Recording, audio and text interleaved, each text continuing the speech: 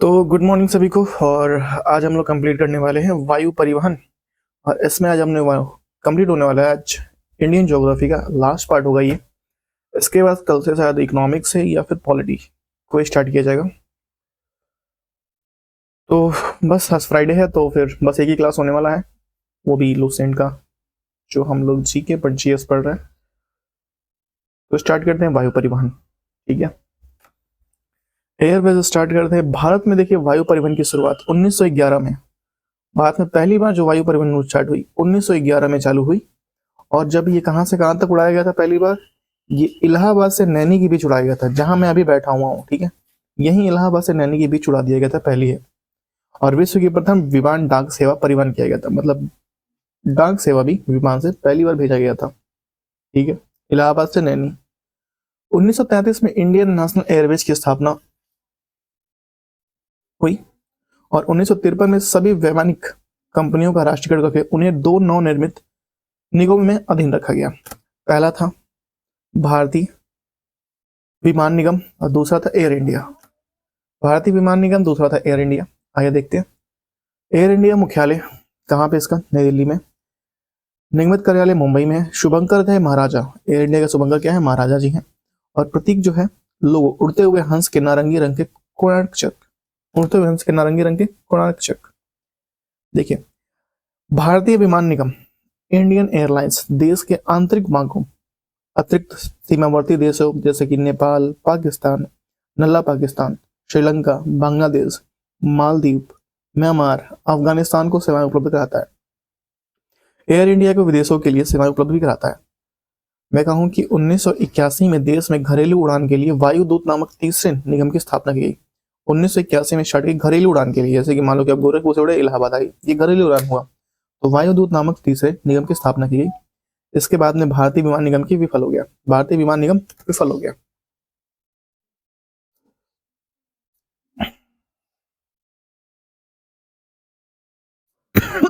Sorry.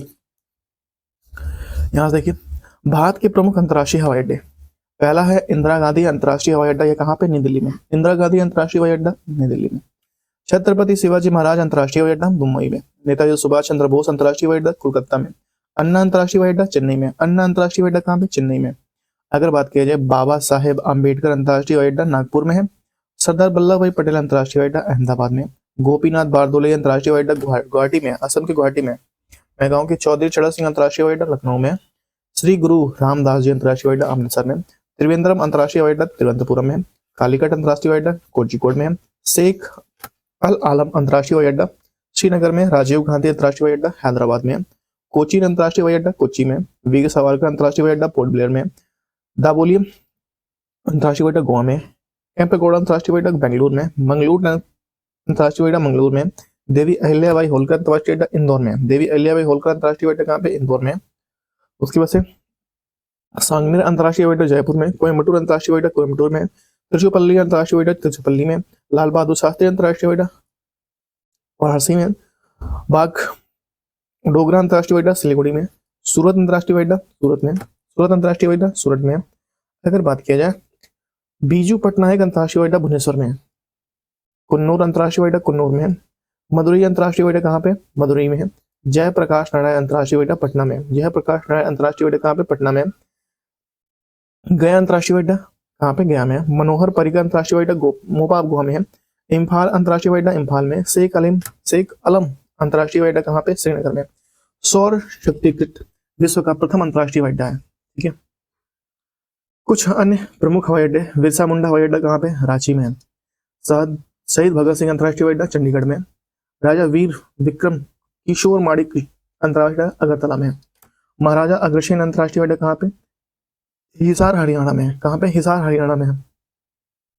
24 अगस्त 2017 को सार्वजनिक क्षेत्र में विमान कंपनी ने एयर इंडिया और भारतीय विमान निगम इंडियन एयरलाइन का विलय हो गया। दोनों कंपनियां अब national aviation company of India limited नाम के कार्य करते हैं। कंपनी का ब्रांड नाम एयर इंडिया है। कंपनी का ब्रांड नाम क्या है, एयर इंडिया है। वर्तमान में एयर इंडिया स्वामित्व टाटा के पास है। टाटा समूह ने holding company LS private limited ने 8 अक्टूबर 2021 को 18,000 करोड़ रुपए की बोली लगाकर एकीकृत हुई और 27 जनवरी 2022 को अधिकरण की प्रक्रिया पूरी करके एयर इंडिया का प्रबंधन और नियंत्रण संभाल लिया। इस बात की पुष्टि टाटा सन्स ने चेयरमैन एस चंद्रशेखर ने की।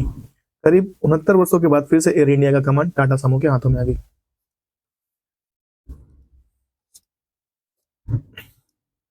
हंस Pawan Hans limited private limited, इसकी स्थापना जो हुई थी अक्टूबर 1985 में हुई थी। इसकी स्थापना का मुख्य उद्देश्य तेल क्षेत्र में तेल की खोज और हेलीकॉप्टर सेवाएं उपलब्ध करना है।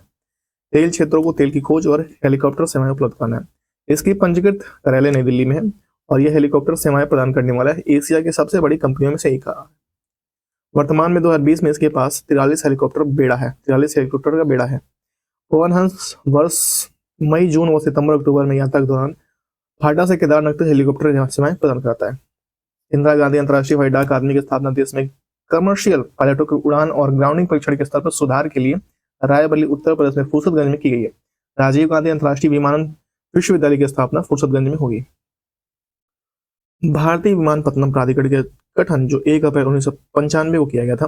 प्राधिकरण देश में अंतर्राष्ट्रीय हवाई अड्डे जैसे घरेलू हवाई अड्डे, नागरिक विमानन टर्मिनलों का प्रबंध करता है।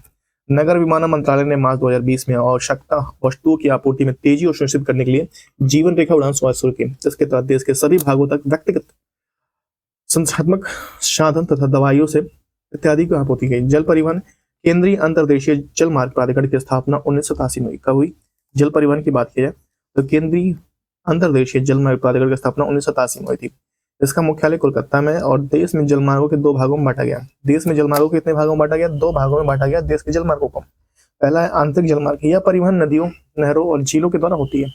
यहाँ परिवहन जो होता है आंतरिक जलमार्ग में, यहाँ परिवहन नदियों, नहरों और झीलों के द्वारा होता है। देश में जहाजों के जरिए होने वाली कुल माल की ढुलाई के लिए केवल 1% ढुलाई अंतर्देशीय जलमार्ग की होती है। ठीक है। राष्ट्रीय जलमार्ग अधिनियम 2016 के तहत 111 अंतर्राष्ट्रीय जलमार्ग के राष्ट्रीय जलमार्ग में घोषित कर दिया गया। इलाहाबाद से हल्दिया तक मार्च 22 अक्टूबर 1986 को राष्ट्रीय जलमार्ग 1 घोषित कर दिया गया। कहां से? इलाहाबाद से हल्दिया तक। समुद्रिक मार्ग क्या होता है? भारत में लगभग 7517 किलोमीटर लंबी समुद्रिक रेखा या भूमि रेखा के पश्चिम और पूर्वी भागों में फैली है। यह देश में व्यापार के लिए एक महत्वपूर्ण प्राकृतिक संसाधन है।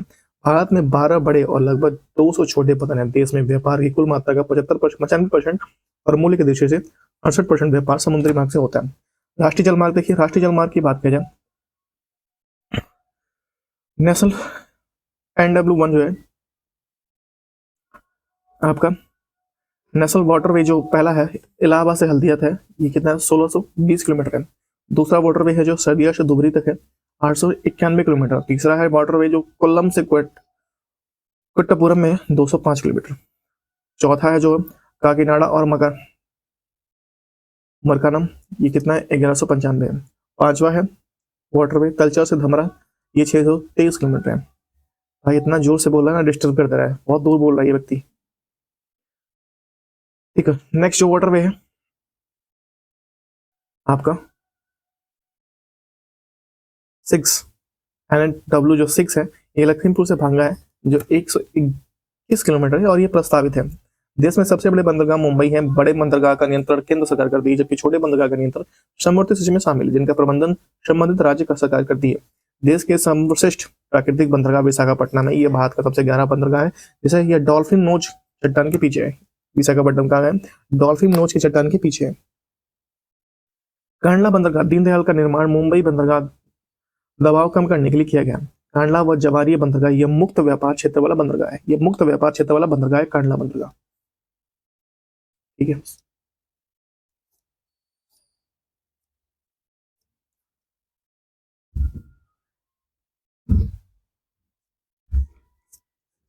नेक्स्ट एंतोर कामराज बंदरगाह भारत का पहला नवीकृत बंदरगाह है। एंतोर कामराज बंदरगाह भारत का पहला नवीकृत बंदरगाह है। विशाखापट्टनम भूभद्र बंदरगाह है विशाखापट्टनम। अगर बात करें कोच्चि बंदरगाह को अरब सागर की रानी कहा जाता है। कोच्चि बंदरगाह को अरब सागर की रानी कहा जाता है। एन्नोर बंदरगाह की स्थापना मूल रूप से चेन्नई बंदरगाह के उपग्रह बंदरगाह के रूप में की गई, जिसका निर्माण 1 फरवरी 2001 को तत्कालिक प्रधानमंत्री अटल बिहारी वाजपेयी द्वारा किया गया था। इसका निर्माण पूर्ण परिचालन दिसंबर 2002 में किया गया था। इसका निर्माण थर्मल कोयले के संभालने के लिए किया गया था। 2014 में बंदरगाह का नाम बदलकर कामराज बंदरगाह कर दिया गया। कामराज बंदरगाह भारत में एक कंपनी के रूप में पंजीकृत कंपनी अधिनियम 1956 के तहत एक सबसे लंबा बंदरगाह है, एक पहला बंदरगाह, माफ कीजिएगा, सबसे पहला बंदरगाह है। तूतुकुड़ी, कांडला या एन्नौर बंदरगाह का नया नाम क्रमशः वीओ चिदम्बरम, चिदम्बनार, दीनदयाल उपाध्याय और कामराज है। दीनदयाल और कामराज है। नेक्स्ट, कोलकाता नदी। कोलकाता नदी एक प्रकार का बंदरगाह है। इसमें दो गोदी प्रणालियां, हुगली नदी के पश्चिमी किनारे पर हल्दिया गोदी परिषद और पूर्वी किनारों पर कोलकाता गोदी परिषद है। हुगली नदी के पश्चिमी किनारे पर हल्दिया गोदी परिषद और पूर्वी किनारे पर कोलकाता गोदी परिषद है। चेन्नई पत्तन हर मौसम में कार्य करने वाला एक कृत्रिम बंदरगाह, यह भारत का सबसे प्राचीन बंदरगाह है। इसकी स्थापना 1875 में हुई थी।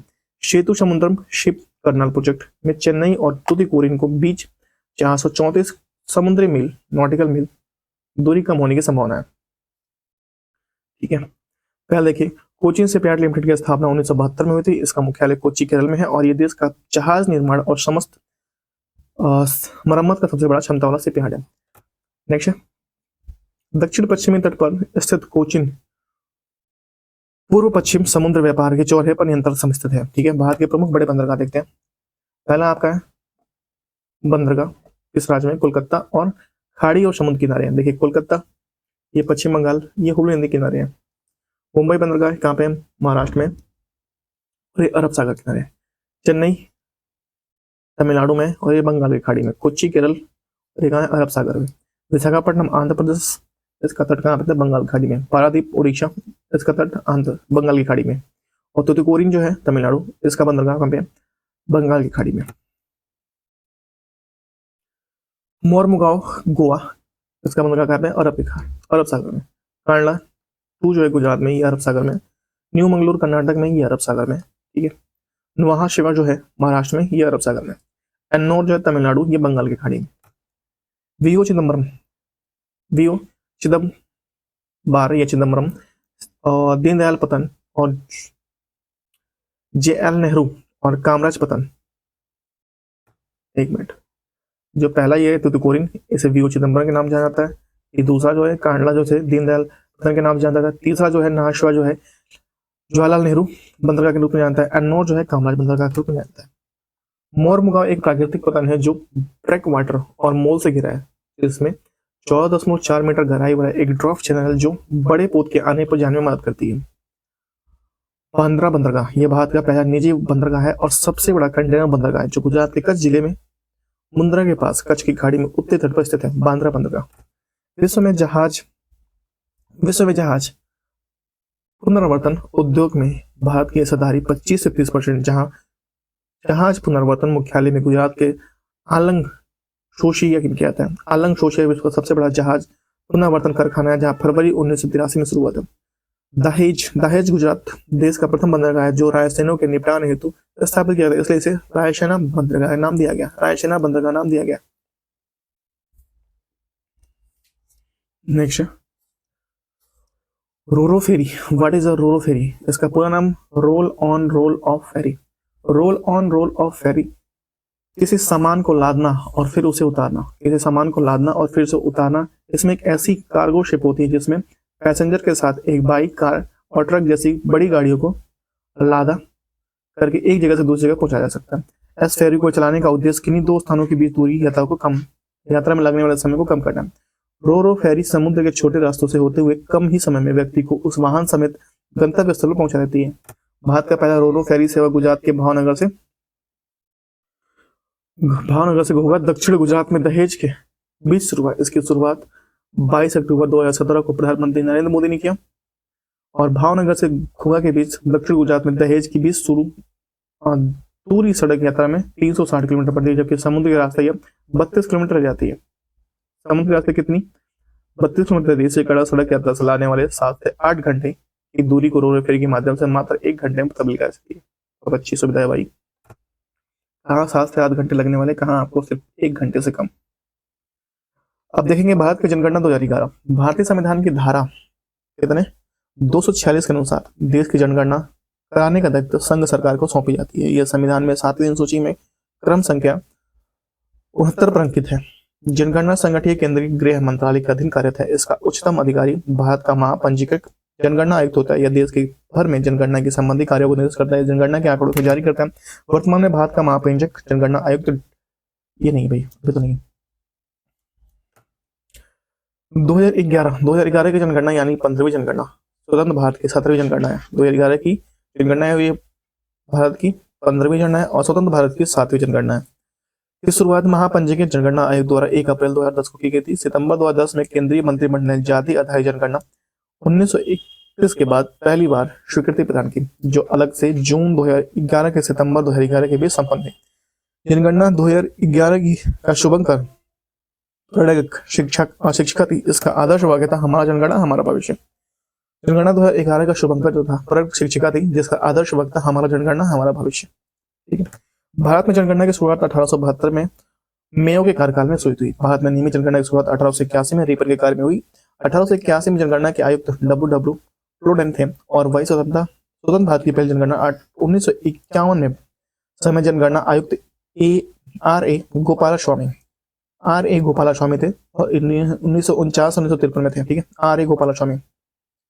आधुनिक विश्व में सर्वप्रथम व्यक्तिगत रूप से जनगणना कराने का श्रेय स्वीडन को है। इसको स्वीडन को है, जहां 1749 में पहली बार जनगणना कराई गई थी। 1749 में पहली बार जनगणना कराई गई थी।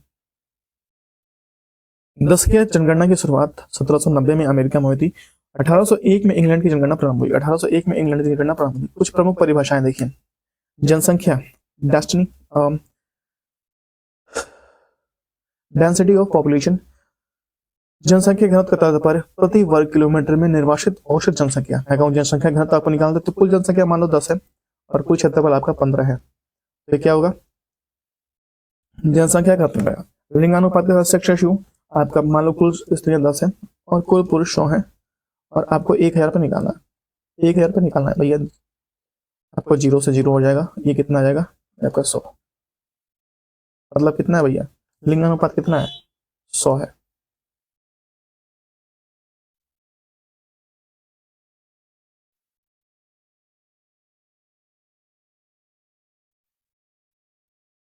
शिशु लिंगानुपात निकालते हैं 0 से 6 वर्ष में। 0 से 6 वर्ष में जनसंख्या 0 से 6 आयु के प्रति 1000 पुरुषों की तुलना में उस आयु के समूह के स्तरों की संख्या शिशु लिंगानुपात कहलाता है। शिशु लिंगानुपात 0 से 6 वर्ष की होता है और बालिकाओं की संख्या इसमें कितनी होती है, मान लो 6 की, और बालकों की संख्या मान लो कि ये 12 है, बालिकाओं की संख्या 0 से 6 वर्ष की, और बालकों कितना है 24 है मान लो, और गुणा कर दो 1000, तो 12 दूनी और ये कितना जाएगा, इसको 5 से काटोगे 500 आ जाएगा। ठीक है, 500। साक्षरता दर क्या होता है, साक्षरता दर 7 वर्ष उससे अधिक आयु के व्यक्ति, 7 वर्ष या उससे अधिक आयु के व्यक्ति, जो व्यक्ति किसी भाषा को समझ सकता है और उसे लिख पढ़ सकता है, साक्षर कहलाता है। 7 वर्ष से अधिक आयु वाली कुछ जनसंख्या के साक्षरों की प्रतिशत जनसंख्या के मैं कहूँ की साक्षर संख्या और 7 प्लस कितने वर्ष के आयु के लोग हैं गुणे 100 कर दीजिए, आपका साक्षरता दर निकलेगा। दशकीय वृद्धि दर क्या होता है, दशकीय वृद्धि दर मैं कहूँ की 10 वर्षों में मध्य जनसंख्या में हुई प्रतिशत वृद्धि को दशकीय वृद्धि दर कहते हैं। दशकीय वृद्धि कैसे निकालते हैं, वर्तमान में जनसंख्या, प्रेजेंट में जो जनसंख्या है और पूर्व जनसंख्या, इससे पहले जो जनसंख्या है उसे माइनस कर देते हैं, पूर्व जनसंख्या को माइनस कर देते हैं और पूर्व जनसंख्या माइनस करने के बाद पूर्व जनसंख्या से भाग करके गुणे 100 कर देते हैं। गुणे 100 कर देंगे तो 10 की वृद्धि दर आ जाएगा। शिशु मृत्यु दर क्या होता है, शिशु मृत्यु दर प्रति 1000 जीवित जन्म शिशुओं की जनसंख्या में 1 वर्ष से कम आयु वाले मृत शिशु, मतलब 1000 जन बच्चों पर जन्म पर 1 वर्ष से कम जो बच्चे हैं शिशु उनकी मृत्यु हो गई, उन पर शिशु मृत्यु दर निकाली जाती है। यानी शिशु मृत्यु दर किसी वर्ष में प्रति 1000 जीवित जन्म पर उस वर्ष में मृत शिशुओं की संख्या जो कितनी हो, 1 वर्ष से कम हो, उनकी संख्या। ठीक है, मैं कहूं कि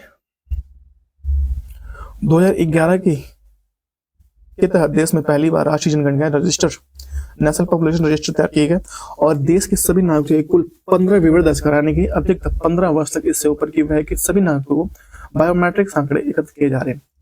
राष्ट्रीय जनसंख्या नीति 2000 के अनुसार वर्ष 2045 तक जनसंख्या स्थिरता प्राप्त करने का लक्ष्य। 2001 की जनगणना में भारत का प्रशासनिक विभाजन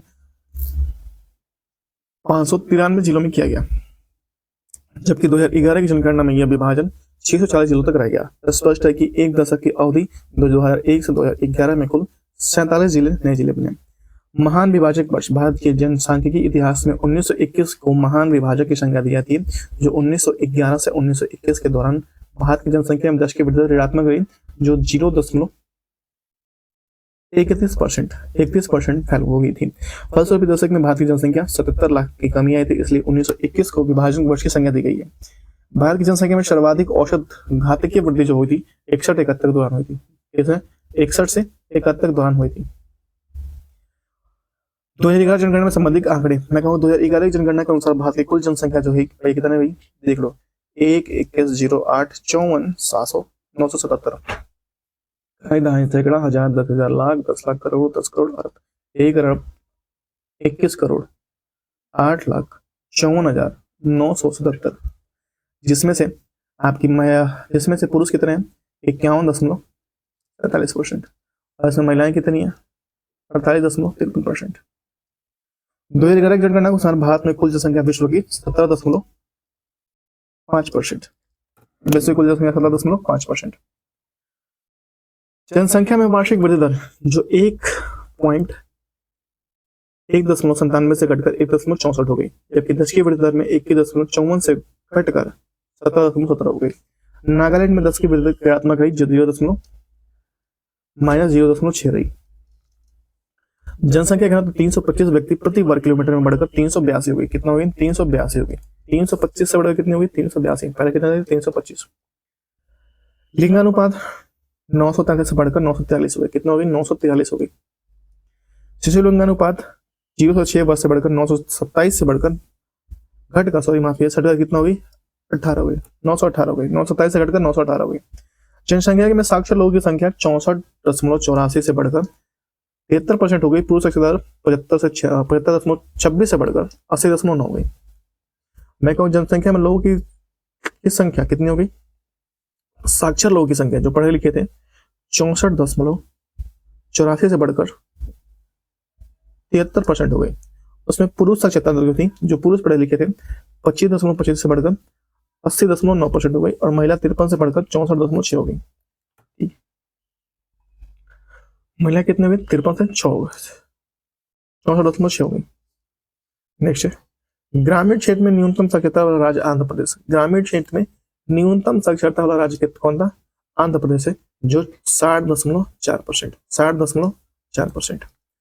शहरी क्षेत्र में न्यूनतम साक्षरता वाला राज्य अपना उत्तर प्रदेश, जो 75.1%, 75.1% है।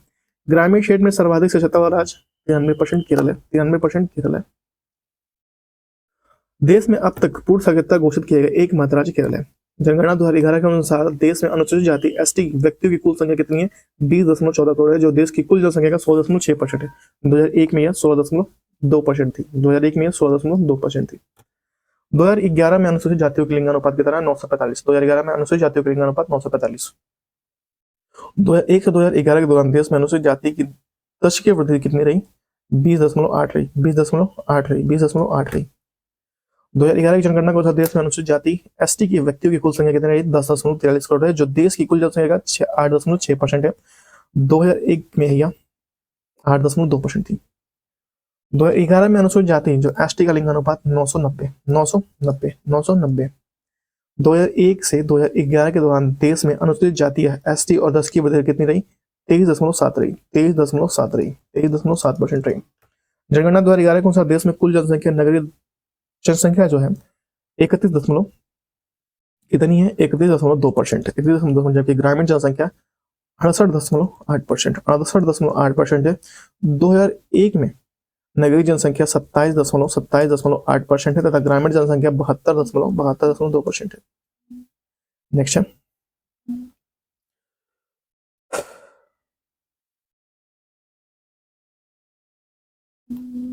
राज्यों की सिक्किम की जनसंख्या सबसे कम है। इसकी जनसंख्या से कम जनसंख्या वाले 4 केंद्र शासित प्रदेश है अंडमान निकोबार, दादर और नगर हवेली, दमन और दीप, लक्षद्वीप। और कौन है लक्षद्वीप। सिक्किम, अंडमान निकोबार, दादर और नगर हवेली और लक्षद्वीप। जनगणना 2011 के अनुसार मध्य प्रदेश में नगरों में सर्वाधिक जनसंख्या है। जनसंख्या देखिए भारत में सर्वाधिक जनसंख्या वाले 5 राज्य घटते क्रम में गए तो पहले उत्तर प्रदेश में 16.51% है, फिर महाराष्ट्र में 9.28%, फिर बिहार में 8.6%, उसके बाद पश्चिम बंगाल में 7.54%, फिर आंध्र प्रदेश। अगर जनसंख्या में बात करें तो पहले उत्तर प्रदेश आएगा, फिर महाराष्ट्र आएगा, फिर बिहार आएगा, फिर पश्चिम बंगाल आएगा, फिर आंध्र प्रदेश। भारत में न्यूनतम जनसंख्या वाले 5 राज्य पढ़ते क्रम में मैं कहूँगी सबसे पहले सिक्किम, फिर आया मिजोरम, फिर आपका अरुणाचल प्रदेश, फिर गोवा, फिर नागालैंड। यानी सर्वाधिक जनसंख्या उत्तर प्रदेश और न्यूनतम जनसंख्या किसमें, सिक्किम में। 10 की वृद्धि दर किसमें हुआ, मेघालय में जो हुआ सर्वाधिक घटते क्रम में 10 की वृद्धि दर। पहले हुआ मेघालय 27.9%, फिर उसके बाद है अरुणाचल प्रदेश 26%, बिहार में 10 की वृद्धि दर हुआ 25.4%, फिर जम्मू कश्मीर हुआ 23.6%, फिर मिजोरम हुआ 23.5%। न्यूनतम 10 की वृद्धि वाले 5 राज्य, पहले हुआ नागालैंड बढ़ते क्रम में भाई, पहले हुआ नागालैंड 0.6%, फिर हुआ केरल 4.9%, फिर हुआ गोवा 8.2%, फिर हुआ आंध्र प्रदेश 11%, फिर उसके बाद सिक्किम। जनसंख्या घनत्व तो सर्वाधिक जनसंख्या घनत्व बिहार में 1106, कितना है 1106। उसके बाद पश्चिम बंगाल है 1028 आता है पश्चिम बंगाल, फिर केरल आता है 860, फिर आता है उत्तर प्रदेश 829, फिर हरियाणा आता है 573।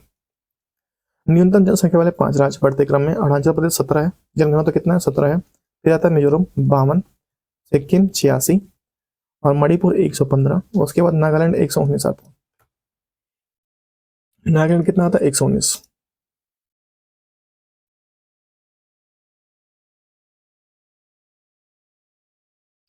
लिंगानुपात, सर्वाधिक लिंगानुपात 5 राज्य है, सर्वाधिक लिंगानुपात में 5 राज्य। पहले क्या है केरल का 1084, फिर तमिलनाडु का 996, उसके बाद आंध्र प्रदेश है 993, उसके बाद से आपका मणिपुर 992 और छत्तीसगढ़ 991। सर्वाधिक लिंगानुपात घटते क्रम में अगर मैं कहूँ, न्यूनतम लिंगानुपात घटते क्रम में, पहला है हरियाणा 879, जम्मू कश्मीर 889, सिक्किम 890, पंजाब 895 और उत्तर प्रदेश 912। लिंगानुपात न्यूनतम वाला उत्तर प्रदेश कितना है 912। सर्वाधिक लिंगानुपात वाले 5 राज्य, सर्वाधिक लिंगानुपात वाले 5 राज्य घटते क्रम में, पहला है अरुणाचल प्रदेश 972, अरुणाचल प्रदेश कितना है 972, मिजोरम है 970, मेघालय है 970, उसके बाद छत्तीसगढ़ है, फिर केरल है।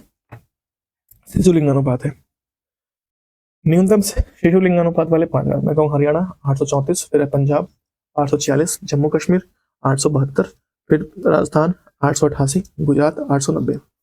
साक्षरता राज्य देखा जाए, साक्षरता सर्वाधिक साक्षरता वाला राज्य है केरल, 5 राज्य, पहला है केरल 100%, फिर मिजोरम है आपका 91.3%, फिर गोवा है 88.7%, फिर त्रिपुरा है 87.2%, फिर हिमाचल प्रदेश 82.8%, हिमाचल प्रदेश से 82.8%।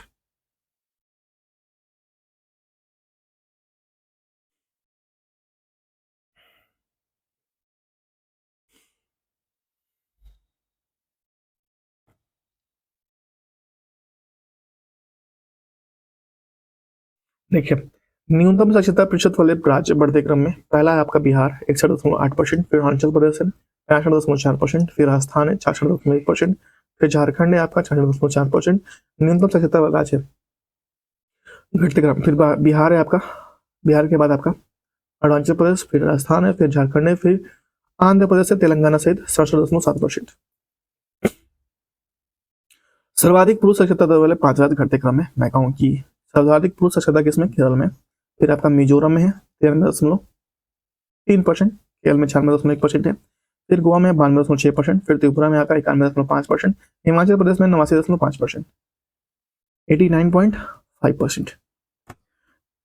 फिर देखिए न्यूनतम पुरुष साक्षरता बिहार में है 71.2%, फिर अरुणाचल में 72.6%, उसके बाद आंध्र प्रदेश में आता है आपका 24.9%, फिर मेघालय में आता है 76 और झारखंड में आता है 76.8%। सर्वाधिक महिला साक्षरता वाला राज्य घटते क्रम में, पहले आते हैं आपका केरल 92.1%, फिर मिजो आता है 89.3%, फिर गोवा आता है 84.7%, फिर मिजोरम आता है 82.7%, उसके बाद से नागालैंड आता है 76.1%।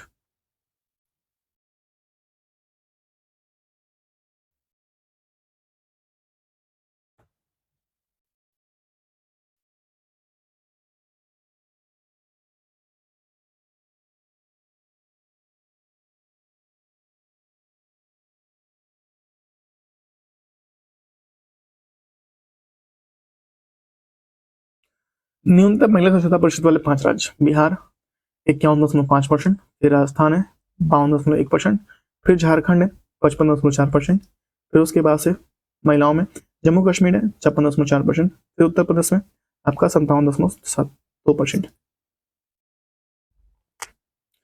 भाई नोबेल पुरस्कार विजेता मारिया मचाडो ने अपना नोबेल पुरस्कार ट्रंप को दे दिया है, क्यों दे दिया? भाई ट्रम्प बाबा है, ऐसे नहीं दोगे तो ऐसे दोगे भाई। ग्रामीण जनसंख्या, शहरी जनसंख्या।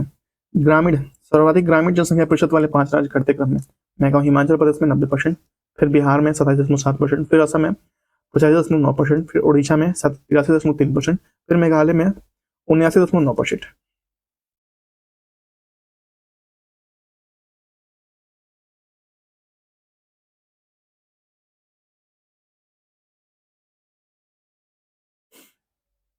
ठीक है।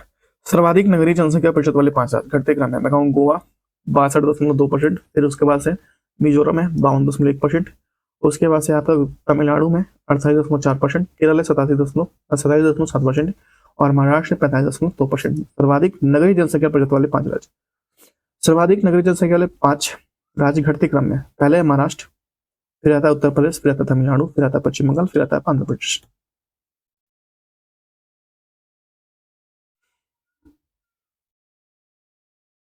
ठीक है। नेक्स्ट उसके बाद से हम देखते हैं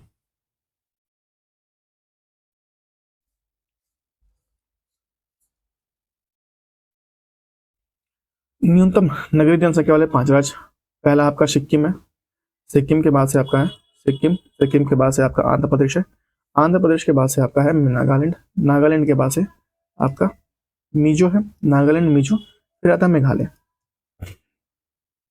अनुसूचित जाति अनुसूचित जनजाति देखते हैं। सर्वाधिक अनुसूचित जाति एसटी जनसंख्या प्रतिशत वाले 5 राज्य घटते क्रम में मैं कहूँ तो आपका पहला है पंजाब 31.9%, फिर आता है हिमाचल प्रदेश 25.2%, फिर आता है पश्चिम बंगाल 23.5%, फिर आता है उत्तर प्रदेश आपका 20.7%, फिर आता है हरियाणा 20.2%।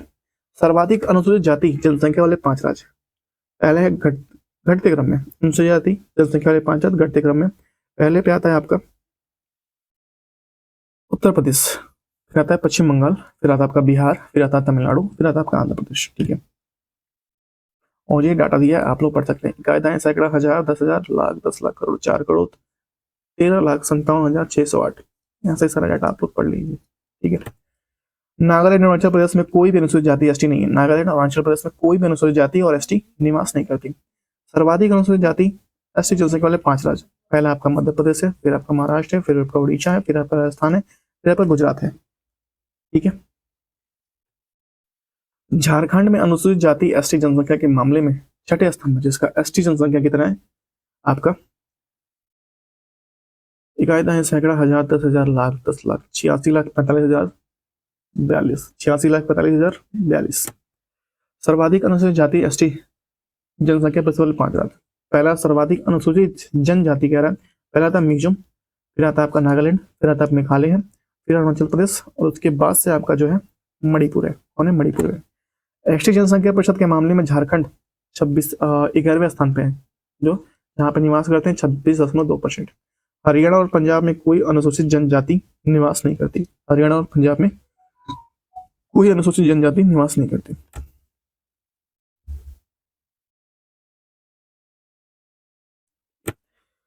जनगणना 2011 में केंद्र शासित प्रदेश। सर्वाधिक जनसंख्या वाला, मैं कहूँ सर्वाधिक जनसंख्या वाला केंद्र शासित प्रदेश दिल्ली दूसरा स्थान, और तीसरा क्रमशः दूसरा स्थान सर्वाधिक जनसंख्या वाला केंद्र शासित प्रदेश पुदुचेरी, दूसरा पे चंडीगढ़ का है। न्यूनतम जनसंख्या वाला केंद्र शासित प्रदेश लक्षद्वीप है। न्यूनतम जनसंख्या वाला केंद्र शासित प्रदेश लक्षद्वीप है। सर्वाधिक दशकीय वृद्धि वाले केंद्र शासित प्रदेश दादरा और नगर हवेली 55.9%। दूसरा और तीसरा कम से कम दमन और दीप और पुदुचेरी है। न्यूनतम दशकीय वृद्धि दर वाले केंद्र शासित प्रदेश लक्षद्वीप है, लक्षद्वीप है। सर्वाधिक जनघनत्व वाले केंद्र शासित प्रदेश है आपका दिल्ली। कितना? दिल्ली है जो 11,320 किलोमीटर। न्यूनतम जनघनत्व वाले देश है अंडमान निकोबार द्वीप, जिसमें 46 है। जनघनत्व में दूसरा स्थान चंडीगढ़ का है। इसका चंडीगढ़ का है। नेक्स्ट है सर्वाधिक लिंगानुपात वाले केंद्र शासित प्रदेश पुदुचेरी है, जो 1,033, और न्यूनतम जनसंख्या वाले केंद्र शासित प्रदेश दमन और दीप है, जो 618 है। लिंगानुपात में दूसरा स्थान लक्षद्वीप का है, जो 947 है। सर्वाधिक शिशु जो 0 से 6 वर्ष लिंगानुपात वाला केंद्र शासित प्रदेश अंडमान निकोबार द्वीप समूह, जो यहाँ पे लिंगानुपात कितना है शिशु का, जो 0 से 6 के वर्ष के बीच में 968 है। और न्यूनतम शिशु लिंगानुपात वाला केंद्र शासित प्रदेश दिल्ली है, जहाँ पे 8.71% है। और शिशु लिंगानुपात दूसरे स्थान पर पुडुचेरी है 967। नेक्स्ट सर्वाधिक साक्षरता प्रतिशत वाला केंद्र शासित प्रदेश लक्षद्वीप है। कौन है? लक्षद्वीप है। और यहाँ पे 91.8%। न्यूनतम साक्षरता वाला केंद्र शासित प्रदेश दमन और दीप है, 76.2%। साक्षरता प्रतिशत में दूसरा स्थान दमन और दीव का है 87.1%, 87.1%। ठीक है, नेक्स्ट।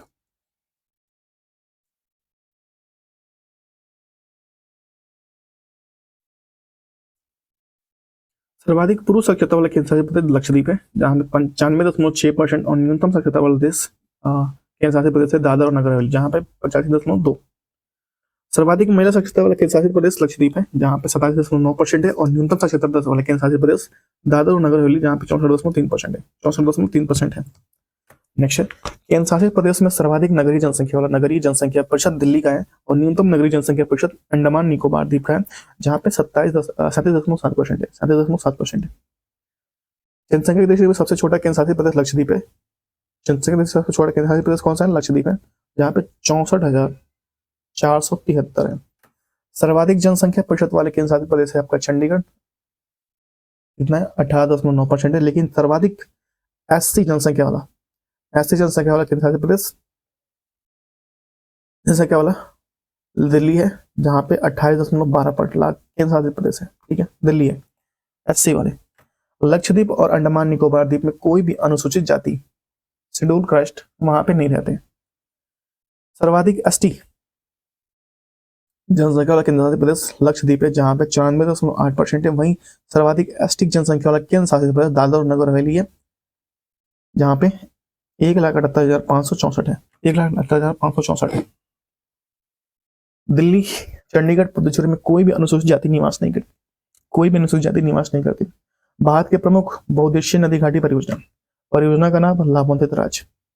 पहला है भाखड़ नागल परियोजना, सतलुज नदी पर बनाया गया है, और ये लाभान्वित राज्य पंजाब, हरियाणा, हिमाचल प्रदेश और राजस्थान। ब्यास परियोजना, जिसे ब्यास नदी पर बनाया गया, ये राजस्थान, पंजाब, हरियाणा, हिमाचल प्रदेश लाभ वाले राज्य हैं। दामोदर घाटी परियोजना, दामोदर नदी बनाया गया, जिसे लाभान्वित राज्य राजस्थान, झारखंड, पश्चिम बंगाल। हीराकुंड बांध परियोजना, ये जो है महानदी बनाया गया और ये उड़ीसा लाभान्वित करता है। चंबल परियोजना जो है चंबल नदी बनाया गया है, राजस्थान और मध्य प्रदेश को लाभान्वित करता है चंबल परियोजना। नेक्स्ट अगर बात करें तुंगभद्रा परियोजना, ये तुंगभद्रा नदी बनाया गया, तेलंगाना और कर्नाटक लाभान्वित राज्य।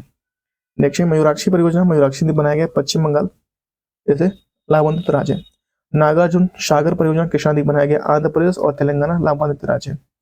कोशी परियोजना कोसी नदी बनाया गया बिहार और नेपाल इसके लाभान्वित राज्य। अगर बात की जाए गंडक नदी परियोजना, गंडक नदी बनाया गया बिहार और नेपाल से लाभान्वित राज्य। फरक्का परियोजना गंगा और भागीरथी बनाया गया पश्चिम बंगाल स्थित लाभान्वित राज्य। नेक्स्ट आपका खाखड़ापाड़ा परियोजना, ये तापी नदी बनाया गया, ये गुजरात से लाभान्वित राज्य। तवा परियोजना तवा नदी बनाया गया मध्य प्रदेश लाभान्वित राज्य। नागपुर शक्ति परियोजना जो है शक्ति गृह परियोजना, ये कोराड़ी नदी बनाया गया महाराष्ट्र से लाभान्वित राज्य। अगर बात की इंदिरा गांधी नहर परियोजना सतलुज नदी बनाया गया राजस्थान, पंजाब और हरियाणा से लाभान्वित है। उकाई परियोजना तापी नदी बनाया गया गुजरात से लाभान्वित है। पश्चिम पाद परियोजना जो है गोदावरी नदी पे कर्नाटक से लाभान्वित है। मालप्रभा परियोजना मालप्रभा नदी बनाया गया कर्नाटक से लाभान्वित है। अगर बात की जाए महानदी डेल्टा परियोजना महानदी बनाया गया उड़ीसा से लाभान्वित राज्य। रिहंद परियोजना रिहंद नदी पर उत्तर प्रदेश से लाभान्वित राज्य। नेक्स्ट आपका कुंडा परियोजना कुंडा नदी बनाया गया तमिलनाडु से लाभान्वित राज्य। दुर्गा बैराज परियोजना दामोदर नदी बनाया गया पश्चिम बंगाल और झारखंड से लाभान्वित राज्य। इडुक्की परियोजना प्रिया नदी बनाया गया केरल से लाभान्वित राज्य। टेरी बांधा परियोजना भागीरथी बनाया गया उत्तराखंड से लाभान्वित राज्य। माता टीला परियोजना बेतवा नदी बनाया गया उत्तर प्रदेश और मध्य प्रदेश से लाभान्वित राज्य। कोयना परियोजना कोयना नदी बनाया गया महाराष्ट्र से लाभान्वित राज्य। रामगंगा परियोजना रामगंगा नदी पर उत्तर प्रदेश में बनाया गया उत्तर प्रदेश से लाभान्वित राज्य रामगंगा परियोजना से। नेक्स्ट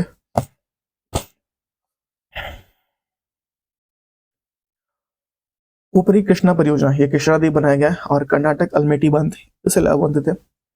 घाट प्रभा परियोजना घाट प्रभा नदी बनाया गया कर्नाटक से लाभान्वित राज्य। अगर बात की जाए भीमा परियोजना पौना नदी बनाया गया महाराष्ट्र से लाभान्वित राज्य। भद्रा परियोजना भद्रा नदी बनाया गया कर्नाटक से लाभान्वित है। अगर जैकवाड़ी परियोजना ये गोदावरी नदी बनाया गया महाराष्ट्र से लाभान्वित है। रंजीत सागर बांध परियोजना रावी नदी बनाया गया और पंजाब से लाभान्वित है। इडकल परियोजना घाट प्रभा नदी बनाया गया कर्नाटक से लाभान्वित राज्य। अगर बात की सतलुज परियोजना चिनाब नदी बनाया गया जम्मू कश्मीर ठीक है इसे लाभान्वित राज्य केंद्र शासित प्रदेश जम्मू कश्मीर। और नाथपा झाकेरी परियोजना सतलज नदी बनाया गया और हिमाचल प्रदेश से लामबंद राज्य है। पनामा परियोजना पनामा नदी बनाया गया, गुजरात से लामबंद राज्य है। और कोल डैम परियोजना सतलज नदी पर हिमाचल प्रदेश से लामबंद राज्य, कोल डैम परियोजना। कांगशावती परियोजना कांगशावती नदी बनाया गया और ये पश्चिम बंगाल से लामबंद राज्य है। परम्बिकुलम अलियार परियोजना 8 छोटी नदियों को बनाया गया, ये तमिलनाडु और केरल से लामबंद राज्य है। ठीक है,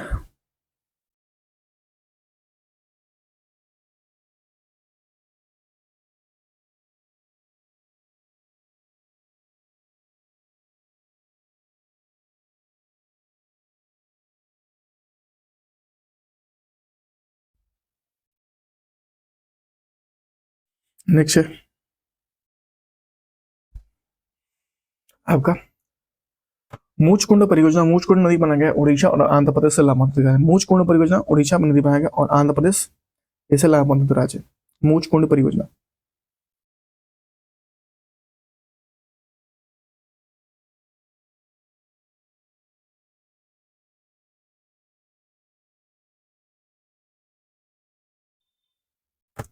ठीक है, गिरना परियोजना गिरना नदी पर बनाया गया और महाराष्ट्र से लामबंद है। शारदा परियोजना शारदा गोमती नदी पर बनाया गया और इसमें उत्तर प्रदेश लाभान्वित राज्य है। पूर्णा परियोजना जो है पूर्णा नदी बनाया गया, महाराष्ट्र से लाभान्वित राज्य। बारगी परियोजना बारगी नदी बनाया गया, मध्य प्रदेश से लाभान्वित राज्य। अगर मैं कहूँ हंसदेव बागु परियोजना, ये हंसदेव नदी बनाया गया, छत्तीसगढ़ से लाभान्वित रहता है। दंडकारण्य परियोजना ये उड़ीसा और मध्य प्रदेश से लाभान्वित है। अगर बात किया नेक्स्ट शरावती परियोजना, शरावती नदी बनाया गया और इसे कर्नाटक लाभान्वित राज्य है। पंचेत पंचेत परियोजना दामोदर नदी बनाया गया, झारखंड और पश्चिम बंगाल से लाभान्वित है। गंगा सागर परियोजना चंबल नदी बनाया गया, मध्य प्रदेश से लाभान्वित है। बाण सागर परियोजना सोन नदी बनाया गया, बिहार और उत्तर प्रदेश और मध्य प्रदेश से लाभान्वित है। अगर नर्मदा सागर परियोजना नर्मदा नदी बनाया गया, मध्य प्रदेश और गुजरात से लाभान्वित है। राणा प्रताप सागर परियोजना चंबल नदी बनाया गया, राजस्थान से लाभान्वित है। जवाहर सागर परियोजना चंबल नदी बनाया गया और राजस्थान से लाभान्वित है। सरहिंद नहर परियोजना ये सतलज नदी बनाया गया, हरियाणा से लाभान्वित है। तुलबुल परियोजना ये झेलम नदी बनाया गया, जम्मू कश्मीर केंद्र शासित प्रदेश से लाभान्वित है। अगर नेक्स्ट बात की जाए दुलहस्ती परियोजना जो है ये चिनाब नदी बनाया गया, जम्मू कश्मीर से लाभान्वित है। तलैया परियोजना झारखंड नदी बनाया गया, झारखंड। और सरदार सरोवर परियोजना नर्मदा नदी बनाया गया, गुजरात मध्य प्रदेश महाराष्ट्र राजस्थान से लाभान्वित है। बगलिहार परियोजना चिनाब नदी बनाया गया, जम्मू कश्मीर से लाभान्वित है। नेक्स्ट कह रहा है कुंडगा बांध परियोजना माही नदी बनाया गया, गुजरात से लाभान्वित है। और इंदिरा सागर बांध नर्मदा नदी बनाया गया, मध्य प्रदेश से लाभान्वित है। भारत के पहले प्रधानमंत्री पंडित जवाहरलाल नेहरू ने बहुउद्देशीय नदी घाटी परियोजनाओं को आधुनिक भारत का मंदिर कहा। अब नदियों के किनारे बसे प्रमुख नगर देखते हैं। आगरा जो है यमुना नदी किनारे बसा है, बद्रीनाथ अलकनंदा नदी किनारे, और इलाहाबाद गंगा यमुना नदी किनारे, दिल्ली जो है यमुना नदी किनारे, फिरोजपुर सरस्वती नदी किनारे, हरिद्वार गंगा नदी किनारे, कानपुर गंगा नदी किनारे, कुर्नूल जो है तुंगभद्रा नदी किनारे। उसके बाद से आपका अयोध्या सरयू नदी किनारे, कोलकाता जो है पूर्णी नदी किनारे, लखनऊ जो है गोमती नदी किनारे, डिब्रूगढ़ जो है ब्रह्मपुत्र नदी किनारे, गुवाहाटी जो है ब्रह्मपुत्र नदी किनारे, जबलपुर है नर्मदा नदी किनारे। एक मिनट हो जाए। नेक्स्ट है आपका कोटा जो है वो किस नदी किनारे है। मैं कहूँ कि कोटा जो है चंबल नदी किनारे, कटक जो है मानी नदी किनारे। और नेक्स्ट आपका है शकोवा शकोवा घाट जो है ब्रह्मपुत्र नदी किनारे, और नासिक गोदावरी नदी किनारे। नासिक कहाँ बसी हुई है भैया, गोदावरी नदी किनारे। नासिक कहती है कि मैं यहीं रहूंगी, बाकी दुनिया कहीं भी जाए, चाहे ट्रम्प दादा आके लूट ले मुझे, लेकिन मैं यहीं रहूंगी गोदावरी नदी किनारे। कन्नौज जो है गंगा नदी किनारे, कन्नौज गंगा नदी किनारे, श्रीनगर झेलम नदी किनारे, सूरत तापी नदी किनारे, हैदराबाद मूसी नदी किनारे, मथुरा यमुना नदी किनारे, जमशेदपुर शोटेका किनारे, अहमदाबाद सारावत नदी किनारे, और पंडरपुर जो है भीमा नदी किनारे, बरेली जो है रामगंगा, शंबलपुर जो है महानदी किनारे, श्रीरंगपट्टनम है कावेरी नदी किनारे, जौनपुर है गोमती नदी किनारे, ओरछा जो है बेतवा नदी किनारे, उज्जैन जो है क्षिप्रा नदी किनारे, वाराणसी जो है गंगा नदी किनारे, लुधियाना जो है सतलज नदी किनारे, और विजयवाड़ा जो है कृष्णा नदी किनारे, और तिरुचिपल्ली चिरू तिरुचिरा तिरुचिरापल्ली जो है कावेरी नदी किनारे। ठीक है, जगदलपुर है इंदिरा नदी किनारे, गोरखपुर है तापी नदी किनारे, गोरखपुर है तापी नदी किनारे, और बैतूल है गोरखपुर राप्ती नदी किनारे, और बैतूल है तापी नदी किनारे। ठीक है, भटनी कहाँ है, भटनी है आगरा नदी घाघरा नदी किनारे भटनी है।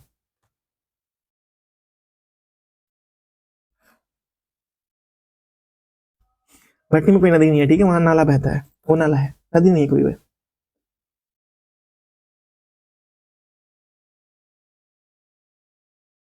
भारत के पर्वतीय नगर। देखिए, भारत के पर्वतीय नगर की बात करें तो पहला है गुलमर्ग। गुलमर्ग राज्य और केंद्र शासित प्रदेश में जम्मू कश्मीर। इसकी जो ऊंचाई है गुलमर्ग की, ये कितना है, 2651 किलोमीटर। ऊटी जो है तमिलनाडु में है और इसकी जो ऊंचाई है 2286 किलोमीटर। फिर शिमला आता है हिमाचल प्रदेश में, जो 2206 किलोमीटर। फिर पहलगाम आता है, जहां अभी पहलगाम हमला हुआ था, ये कहा है जम्मू कश्मीर में, 2291 किलोमीटर की ऊंचाई पर है। दार्जिलिंग जो है पश्चिम बंगाल में, 2134 किलोमीटर। कुड्डन कोनाइल तमिलनाडु में है, 2134 किलोमीटर है कुड्डन कोनाइल। और लैंडस्टाउन जो है उत्तराखंड में, 2118 किलोमीटर। डलहौजी जो है हिमाचल प्रदेश में, 2035 मीटर है। मसूरी जो है उत्तराखंड में, 2005 मीटर है। कोटगिरी जो है तमिलनाडु में, 1981 मीटर है। मुक्तेश्वर जो है उत्तराखंड में, 1934 किलोमीटर है। किलोमीटर कह रहा हूँ भाई, भाई मीटर में है भाई। 1934 किलोमीटर, सोचो कितना लंबा हो जाएगा। मीटर है, सब मीटर में, सब मीटर में, सॉरी। मुक्तेश्वर जो है उत्तराखंड में, 1934 मीटर है। नैनीताल है उत्तराखंड में, 1938 मीटर है। ठीक है, नैनीताल। और कसौली जो है, कसौली हिमाचल प्रदेश में, 1890 मीटर का है। कुन्नूर जो है तमिलनाडु में, 1859 मीटर का। गंगटोक जो है सिक्किम में, 1850 मीटर का। मनाली जो है हिमाचल प्रदेश में, 1829 मीटर का। रानीखेत जो है उत्तराखंड में, 1829 मीटर का। रांची जो है झारखंड में, 670 मीटर का, 670 मीटर का। मरीक की जो है हिमाचल प्रदेश में, पश्चिम बंगाल में, 1800 मीटर का। श्रीनगर जो जम्मू कश्मीर में, 1768 मीटर का। कोट्टलियम जो है तमिलनाडु में, 1676 मीटर का। भुआली जो है उत्तराखंड में, 1650 मीटर का। अल्मोड़ा जो है उत्तराखंड में, 1646 मीटर का। शिलांग जो है मेघालय में, 1496 मीटर का। सिलोन जो है हिमाचल प्रदेश में, 1496 मीटर का। और नंदी हिल्स कर्नाटक में, 1474 मीटर का। येरकॉड जो है तमिलनाडु में, 1459 मीटर का है। महाबलेश्वर जो है महाराष्ट्र में, 1772 मीटर का है। और उसके बाद से क्लिपोंग क्लिम्पोंग जो है पश्चिम बंगाल में, 1250 मीटर का। धर्मशाला हिमाचल प्रदेश में, 1250 मीटर का। कुल्लू घाटी जो हिमाचल प्रदेश में, 1250 मीटर का। माउंट आबू जो है राजस्थान में है, 1219 मीटर का माउंट आबू। उसके बाद से पंचगनी जो है महाराष्ट्र में, 1219 मीटर का। मन्नार जो है केरल में, 1118 में, माफ कीजिए, 1158 मीटर का। पंचमढ़ी जो है मध्य प्रदेश में, 1067 मीटर का। स्पूतरा जो है गुजरात में, 1975 मीटर का। केमन डुग्गी जो है कर्नाटक में, आपका 1914 मीटर का। ठीक है, केमान कुंडी जो है कहाँ पे, गुंडी का कुंडी कुंडी गुंडी गुंडी कहाँ पे, कर्नाटक में। ठीक है, और इसकी मीटर की ऊंचाई कितनी है, 914 मीटर है भैया। ये 914 मीटर की केमान गुंडी, इसमें गुंडी टाइप की है भाई, गुंडी। हमारे गांव में एक मूली नाम की लड़की है, उसको लोग मूली गुंडी कहते हैं। पेरियार पेरियार कहाँ पे, केरल में, 914 मीटर उसकी ऊंचाई है। मंडी कहाँ पे, मंडी हिमाचल प्रदेश में, 709 मीटर की उसकी ऊंचाई है। लोनावाला कहाँ पे, महाराष्ट्र में, 612 मीटर ऊंचाई है। खांडला कहाँ पे, महाराष्ट्र में, 620 मीटर ऊंचाई है। भारत के प्रमुख भौगोलिक उपनाम। ईश्वर का निवास किसे कहते हैं, प्रयाग को कहते हैं। ईश्वर का निवास कहाँ करते हैं, प्रयाग को, जहां मैं अभी बैठा हूँ, ईश्वर के निवास में बैठा हूँ। ईश्वर के निवास में बैठ के लोग मांस भक्षी करते हैं। एक हमारा भांजा है, मतलब कि वो तो समझो कि बहुत पुजारी, बहुत पूजा वाला इंसान है एकदम। उसको सारे मंत्र याद है, उसे पता नहीं कौन सा एक मंत्र भी सिद्ध किया उसने। तो कहता है कि किसी को बताऊंगा नहीं, एक कोई मंत्र सिद्ध किया है। लेकिन अगर चिकन बनता है अगर चिकन बनता है तो सब कुछ उतार देता है वो, और कहता है कि ठीक है, मंत्र साइड, भक्ति साइड, और करते हैं अब डिसाइड कि चिकन होगा कैसा, टाइट। ठीक है, तो 5 नदियों की भूमि पंजाब को कहते हैं। 7 टापुओं का नगर कैसे कहते हैं, मुंबई को कहते हैं। 7 टापुओं का नगर मुंबई को कहते हैं। बुनकरों का शहर पानीपत को कहते हैं। अंतरिक्ष का शहर बेंगलुरु कहते हैं। डायमंड हार्बर कोलकाता कहते हैं। डायमंड हार्बर किसे कहते हैं, कोलकाता को। इलेक्ट्रॉनिक नगर बेंगलुरु कहते हैं। इलेक्ट्रॉनिक नगर बेंगलुरु कहते हैं। भारत का प्रवेश द्वार मुंबई कहते हैं। पूर्व का वेनिस कोच्चि कहते हैं। भारत का पिट्सबर्ग जमशेदपुर कहते हैं। भारत का मैनचेस्टर अहमदाबाद को कहते हैं। मसालों का बगीचा केरल कहते हैं। मसालों का बगीचा किसको कहते हैं, केरल कहते हैं मसालों का बगीचा। केरल को मसालों का बगीचा कहा जाता है। ठीक है,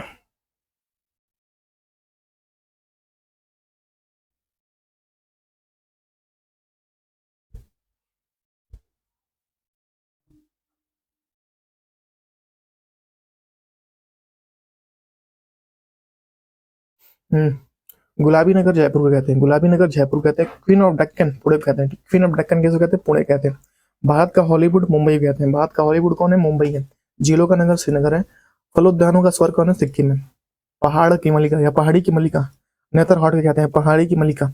अगर बात की जाए भारत का डेट्रॉयड पीथमपुर कहते हैं, भारत का डेट्रॉयड। पूर्व का पेरिस जयपुर कहते हैं, पूर्व का पेरिस जयपुर कहते हैं। और सॉल्ट लेक सिटी कैसे कहते हैं, गुजरात को। शोया प्रदेश कैसे कहते हैं, मध्य प्रदेश को। मलय का देश कहते हैं, कर्नाटक को। सर्वाधिक दूषित नदी कैसे कहते हैं, साबरमती को। दक्षिण भारत की गंगा कावेरी कहते हैं। काली नदी कहते हैं शारदा को, काली नदी किसे कहते हैं, शारदा को हिंदू कहते हैं काली नदी। एक मिनट यार। माउंट ब्लू माउंटेन नीलगढ़ी पहाड़ को कहते हैं। एशिया के अंडों की टोकरी कहते हैं, आंध्र प्रदेश। एशिया के अंडों की टोकरी कौन है, आंध्र प्रदेश। यहाँ से सारे अंडे निकलते हैं। राजस्थान से कौन है, राजस्थान के हृदय कहते हैं अजमेर को, राजस्थान का हृदय अजमेर को। सुरमा नगरी कहते हैं बरेली को, सुरमा नगरी बलेरी को। बरेली है, बरेली, क्या ही बताएं। खुशबुओं का शहर कहते हैं कन्नौज को। काशी की बहन कहते हैं गाजीपुर को, काशी की बहन कौन है, गाजीपुर है। लीची का नगर देहरादून कहते हैं, लीची नगर कैसे कहते हैं, देहरादून। राजस्थान का शिमला कहते हैं माउंट आबू को, राजस्थान का शिमला कौन है, माउंट आबू है। सुपर प्रशासित नगर कहते हैं चेन्नई को। कर्नाटक का रत्न कहते हैं मैसूर को। त्योहारों का नगर मदुरई को। स्वर्णिम शहर का शहर अमृतसर को। महलों का शहर कोलकाता को। नवाबों का शहर लखनऊ को। इस्पात नगरी कहते हैं जमशेदपुर को, इस्पात नगरी जमशेदपुर को कहते हैं। अगर बात करिए रैलियों का नगर कहते हैं दिल्ली को। और पर्वतों की रानी मशहूरी को, पर्वतों की रानी कौन है, मशहूरी है। पर्वतों की रानी कौन है, मशहूरी है। नेक्स्ट है आपका, बहुत ज्यादा है भाई ये। अरब सागर की रानी कौन है, कोच्चि। अरब सागर की रानी कौन है, कोच्चि है। और भारत का स्विट्जरलैंड कहते हैं कश्मीर को। पूर्व का स्टॉकलैंड मेघालय को। भारत का मैनचेस्टर कानपुर को। उत्तर मंदिरों घाटों का नगर कहते हैं वाराणसी को। धान की डलियां छत्तीसगढ़ को। भारत का पेरिस कहते हैं जयपुर को। भारत का पेरिस कौन है, जयपुर है। मेघों का घर कहते हैं मेघालय को। बगीचों का सर कहते हैं कपूरथला को। पृथ्वी का शोर कहते हैं नगर श्रीनगर को। पहाड़ों का नगर कहते हैं डूंगरपुर को। भारत का उद्यान कहते हैं बंगलुरु को। भारत का बोस्टन कहते हैं अहमदाबाद को। गोल्डन सिटी कौन है, अमृतसर। गोल्डन सिटी कौन है, अमृतसर। सूती वस्त्रों की राजधानी कहते हैं मुंबई को। पवित्र नदी कहते हैं गंगा को। बिहार का शोक कहते हैं कोशी को। वीर गंगा कहते हैं गोदावरी को। पश्चिम बंगाल का शोक कहते हैं दामोदर को।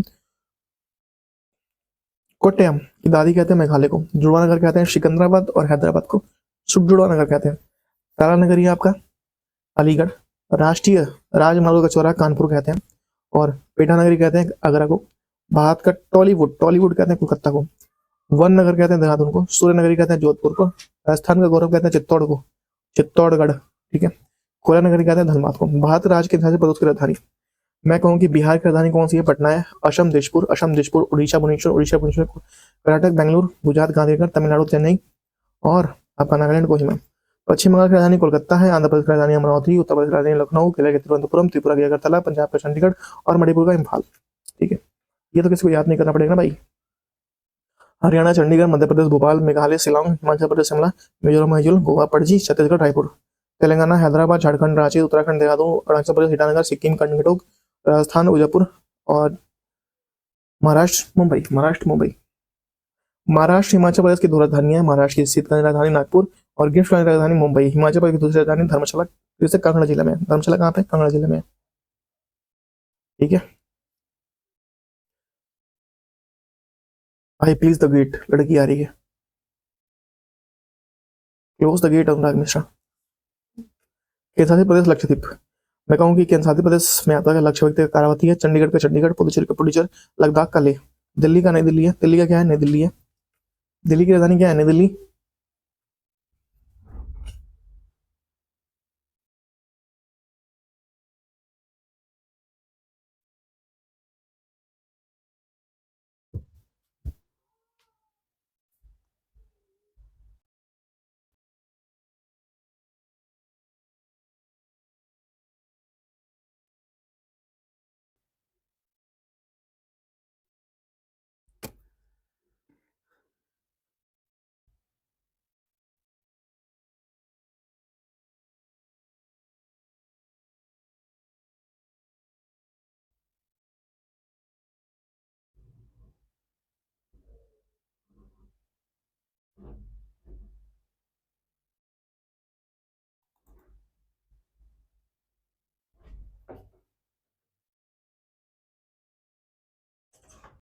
सॉरी, थोड़ा हैंग हो गया था, देखिए। हम लोग कहाँ तक थे, केंद्र शासित प्रदेश तक, ठीक है। मैं कहूँ कि लक्षद्वीप, लक्षद्वीप की राजधानी क्या है, करावती, चंडीगढ़ के चंडीगढ़, पुडुचेरी की पुडुचेरी, लद्दाख कल्ले, दिल्ली का नई दिल्ली, अंडमान निकोबार द्वीप, पोर्ट ब्लेयर, दादरा नगर हवेली का दमन और दीप, ठीक है। पोर्ट ब्लेयर, दादरा नगर हवेली, दमन और दीप, जम्मू कश्मीर का श्रीनगर, ठीक है। तेलंगाना की अगर बात की जाए, तेलंगाना 2 जून 2014 को हैदराबाद से, राजधानी क्या इसकी हैदराबाद, 1,14,840 वर्ग किलोमीटर, 12वीं रैंक का है। जनसंख्या कितनी है भैया, जनसंख्या यहाँ पे क्या है, सैकड़ा हजार, 10,000, लाख, 10 लाख करोड़, 3,52,52,86,757, 12वीं रैंक है। जनसंख्या घनत्व कितना है तेलंगाना की, आपका है 310 व्यक्ति प्रति वर्ग किलोमीटर में। जिला कितने हैं तेलंगाना में, 31 है। निर्मला बहन के समय 10 थे। प्रथम राज्यपाल ESL नरसिंहन थे और प्रथम मुख्यमंत्री के चंद्रशेखर राव थे, के चंद्रशेखर राव जी थे, ठीक है।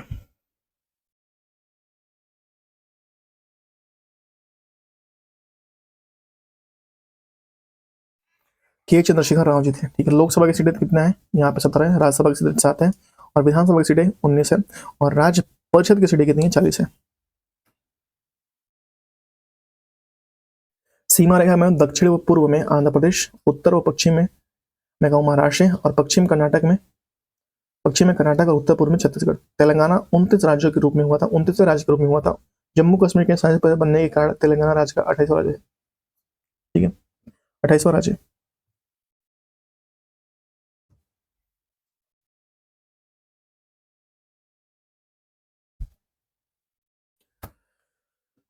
भारतीय जनजातीय, देखिए भारत के संविधान में अनुच्छेद 366(25) के अनुसार जनजाति से तात्पर्य उन जनजातीय समुदाय या अंशों समूहों से जो संविधान के अनुच्छेद 342 के तहत अनुसूचित जाति अनुसूचित जनजाति के रूप में माने जाते हैं।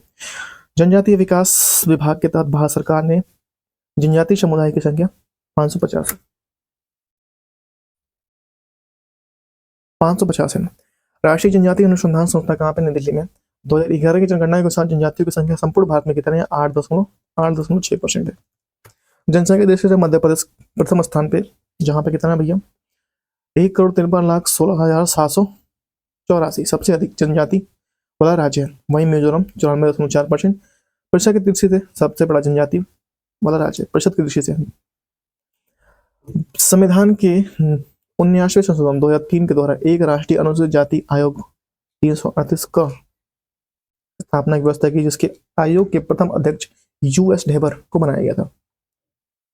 वर्ष 2011 में हुई जनगणना के अनुसार जनसंख्या की दृष्टि से भारत में सबसे बड़ी जनजाति भील है, जिसकी एक जनसंख्या 1,69,00,000 है, जिसकी जनसंख्या 1,69,00,000 है। भारत की दूसरी सबसे बड़ी जनजाति गोंड है, इसकी जनसंख्या कितने है, 43,57,918।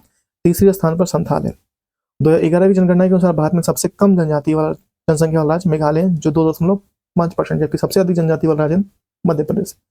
जबरा जनजाति अंडमान निकोबार को विश्व की सबसे पुरानी जनजाति मानी जाती है। टिक्कर बाबा आदिवासियों की मसीहा के रूप में जाने जाते हैं। भारत की सबसे सर्वाधिक आगत जनजाति गोंड है। शोम्पेन जनजाति है, वो निकोबार द्वीप समूह में पाई जाती है। टोंडा जनजाति नीलगिरी की पहाड़ियों पर निवास करती है, टोंडा जनजाति नीलगिरी की पहाड़ियों पर निवास करती है, ठीक है।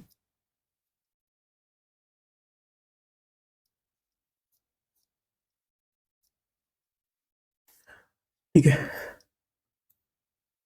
थारू जनजाति दिवाली को शोक के तौर पर मनाती है। थारू जनजाति है जो दिवाली को शोक के तौर पर मनाती है, थारू जनजाति। मिथुन त्योहार का नागा जनजाति है। नायर जनजाति में परिदर्शक कृत की अवधारणा पाई जाती है। राज्य के शहरी प्रदेश एवं वहां पाई जाने वाली जनजाति, मैं कहूँ गुजरात। गुजरात में आपका भील है, बांजरा है, कोली है, पटेलिया है, डाफर है, टोडिया है, ठीक है। गुजरात में कौन से, भील है, बांजरा है, कोली है, पटेलिया, डाफर और टोडिया है। हिमाचल प्रदेश में जनजाति कहाँ पे, गुड्डी अथवा गुड्डी, कोन्नार है, लाहौली है, हट्टी समुदाय आदि है हिमाचल प्रदेश में। जम्मू कश्मीर में बकरयाल है, गिद्धी है, गुज्जर है, चांगपा या चंपा है। केरल में है कादर, उर्ली, चोपला, इरूला, पनियान, चेंचू।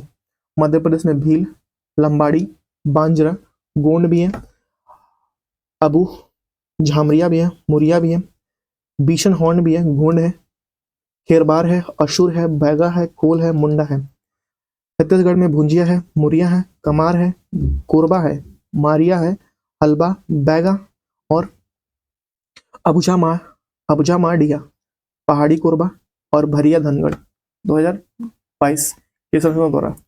महाराष्ट्र में बारली है, बांजरा है, कोली है, चितपावन है, गोंड है।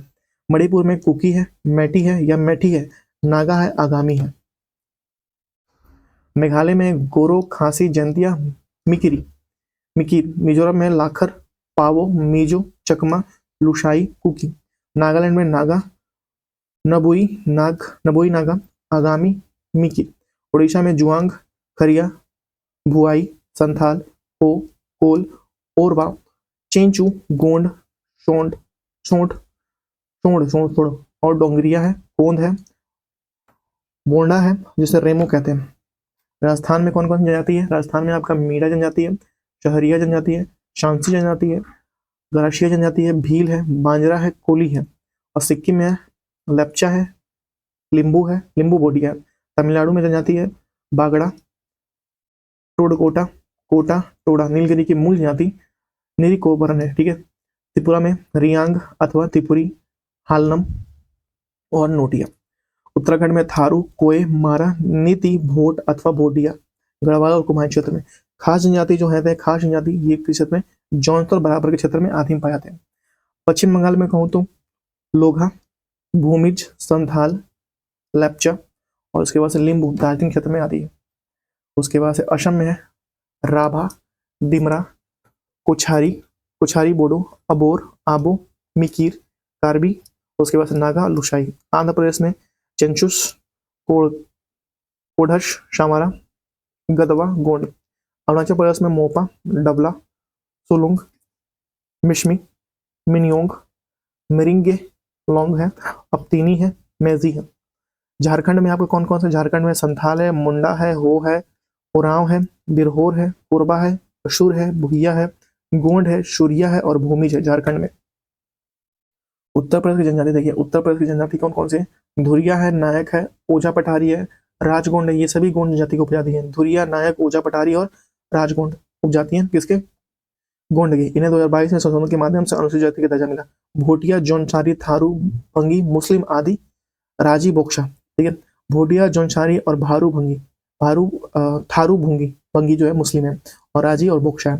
कर्नाटक में बेदरा, टोडा, हक्की है, पिक्की है, जेनु कुर्बा है, गुड्डू कुर्बा है, कुट नायकन है, कोरना कुशुप है और शोलांग है। लक्षद्वीप में वाची है। अंडमान में ओजे है, जारवा है, जरना है, सेंट लीज है, अंडमानी है, निकोबारी है। निकोबार में शैंपेन जनजाति निवास करती है। निकोबार में शैंपेन जनजाति निवास करती है,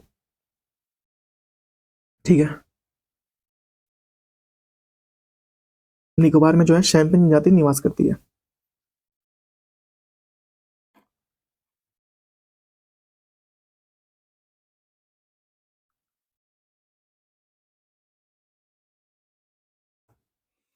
नेक्स्ट आपका टोडा। ये टोडा जो जनजाति है पशुपालक तथा भैंस पालने का काम करती है। संथाल लोग पुजारी को नायक कहते हैं। संथाल लोग पुजारी को नायक कहते हैं। अगर बात करें हो, उरांव और मुंडे जनजाति को धार्मिक पुरुष को पहचान पाहन कहते हैं। जबकि छत्तीसगढ़ में गोंड उन्हें बैगा और केरल में चित्रक या यूराली और पथाली कहते हैं। प्लाथी कहते हैं, प्लाथी माफ कीजिएगा, प्लाथी कहते हैं। जनजातियों को मैं शैक्षिक संस्थानों में युवा गृह या घुमकुंडिया भी कहा जाता है। जनजातियों को शैक्षिक संस्थानों को युवा गृह कहते हैं या घुमकुंडिया भी कहते हैं। नेक्स्ट है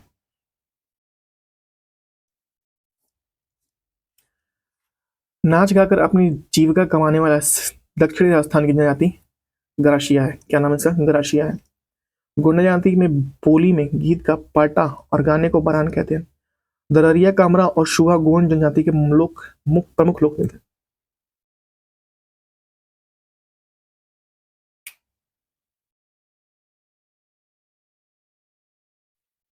दरिया, कामरा और शुआ गोंड जनजाति के प्रमुख लोक नृत्य हैं। कोरबा आदिवासियों के पुनर्विवाह को मैयारी कहते हैं, ठीक है। नेक्स्ट है बिरहोर आदिवासी को निवास का स्थान ठंडा कहते हैं, ठंडा। होला गलना असुर जनजातियों को एक पारंपरिक पेशा है। होला गलना एक असुर जनजातियों का एक पारंपरिक नृत्य है, पेशा है, ठीक है। टोडा जनजाति मुख्यतः तमिलनाडु में निवास करती है। फागु पर्व में पहाड़ी खाड़िया में आर्थिक स्थिति गुजारा करती है।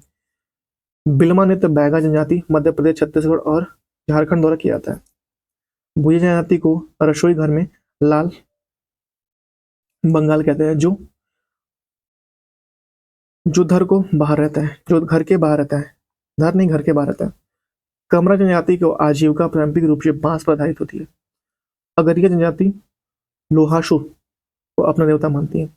भारतीय संविधान में 2022 में संशोधन के माध्यम से नीरीकोरबन, तमिलनाडु, हट्टी समुदाय, हिमाचल प्रदेश और कुड्डू कुरुवा समुदाय, कर्नाटक सहित क्षेत्र में 5 राज्यों में 15 जातियों को सरकार ने अनुसूचित जाति जनजातीय श्रेणी को शामिल करने का मंजूरी दी, जिसके साथ ही देश के अनुसूचित जनजातियों की संख्या 507 से बढ़कर 720 हो जाती है। नेक्स्ट, चंगपा या चंपा समुदाय मुख्य रूप से लद्दाख, जम्मू कश्मीर में पाया जाने वाले एक अर्ध खानाबदोश तिब्बत लोगों का समुदाय है। यह भारत सरकार ने इन्हें अनुसूचित जाति के रूप में सूचीबद्ध किया है। ये घुमंत लोग जीवन यापन के लिए सबसे अच्छे किस्म का ऊन देने वाले पश्मीना बकरे पालते हैं। नेक्स्ट,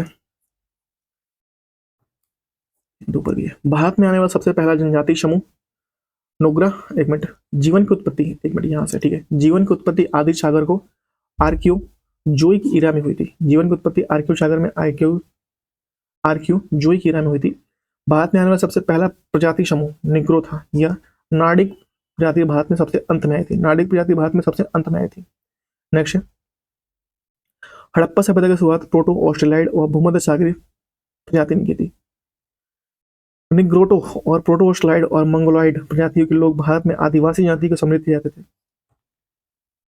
निग्रोटो जो थे अंडमान निकोबार और त्रावणकोर और कोचीन की पहाड़ियों पर पाई जाती है। मोंगलाइट लोग उत्तरी पूर्वी और दक्षिण पूर्वी एशिया में रहते हैं, जो अमेरिका के मूल निवासी थे। भारत में ये असम, हिमालय क्षेत्र, लेह और लद्दाख में पाए जाते हैं। नॉर्डिक उत्तर पश्चिम भारत के लोग हैं। प्राच्य सिंध, पंजाब, राजस्थान, गुजरात और महाराष्ट्र आदि के लोग।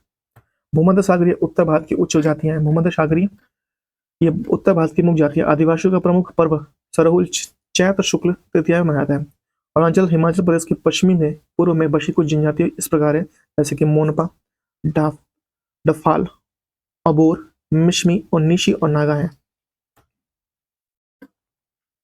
नागालैंड में कोनयाक आदिवासी दुनिया में हेड हंटर के नाम से जानी जाती है और बताया जाता है कि वे अपनी दुश्मन का सिर अलग करने को यादगार घटना मानते हैं और चेहरे पर टैटू बनाकर इसका जश्न मनाते हैं। हालांकि आज हेड हंट लगभग खत्म हो चुकी है। कोना जनजाति को भारत के साथ साथ म्यांमार का भी नागरिकता प्राप्त है। इनका गांव लोंगवा नागालैंड में मोन जिला में कुछ हिस्से में म्यांमार में भी पड़ता है। ठीक है, तो यहाँ पे हम लोग पुराने इंडियन ज्योग्राफी खत्म कर चुके हैं। तो हम लोग का कौन कौन सा चैप्टर कंप्लीट हो गया मैं बता दूं कि आपका हिस्ट्री का 3 पार्ट कंप्लीट हो चुका है। उसके बाद से वर्ल्ड ज्योग्राफी कंप्लीट हुआ। वर्ल्ड ज्योग्राफी के बाद हम लोग का इंडियन ज्योग्राफी कंप्लीट हुआ। इसके बाद से हम लोग जो स्टार्ट करेंगे वो है आपका पर्यावरण और पारिस्थितिकी। ठीक है, पर्यावरण एवं पारिस्थितिकी स्टार्ट करेंगे, पॉइंट नंबर 3। ठीक है, पर्यावरण और पारिस्थितिकी, 1 मिनट रुक जाइए, मैं आपको बता रहा हूँ। ठीक है, थोड़ा निकाल लेते हैं। ठीक है, पर्यावरण पारिस्थितिकी है। इसके बाद से हम लोग का कहाँ से कहाँ तक है पर्यावरण पारिस्थितिकी? 53 से 180 है। मतलब मैं कहूँ कि इसमें आपका कम से कम 3 से 4 5 6 पार्ट बन जाएगा पर्यावरण पारिस्थितिकी में आपका। 53 है तो इसमें 1 2 3 पार्ट यहाँ पे, उसके बाद से 60 हो गया, कम से कम 4 से 5 पार्ट बनेगा। ठीक है, पर्यावरण पारिस्थितिकी की बात से आपकी भारतीय अर्थव्यवस्था है जो 81 से 224 तक है, इसमें भी काफी लंबा है। उसके बाद से मोस्ट वैल्यूएबल आपका आ जाएगा 225 से 274 के बीच में भारतीय संविधान। भारतीय संविधान के बाद पे हम लोग कला और संस्कृति देखेंगे जो 2 से 3 पार्ट में कंप्लीट हो जाएगा। फिर भौतिक विज्ञान देखेंगे जो 300 से 338 तक है। फिर उसके बाद विविध देखेंगे भौतिक विज्ञान में। फिर रसायन विज्ञान है, फिर जीव विज्ञान है और उसके विज्ञान और प्रौद्योगिकी है जो 402 से 411 तक है, विज्ञान और प्रौद्योगिकी। उसके बाद कंप्यूटर है 412 से 417 एक पार्ट में कंप्लीट होगा। खेल कूद में 418 से 443 3 से 4 पार्ट लगेंगे। उसके बाद से विविध आपका आ जाएगा 434 से 461। इसके बाद ये पूरी बुक कंप्लीट हो जाएगी।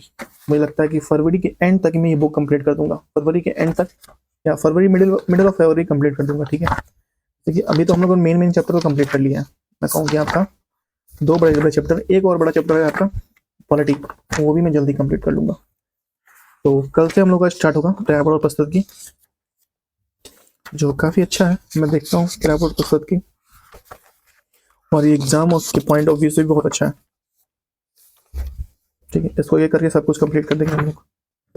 थैंक यू सो मच, आज के लिए इतना ही। Bye bye. अपना ख्याल रखिए, खास करके माता पिता ख्याल लीजिए। मिलते हैं आपसे नेक्स्ट वीडियो में। बाय।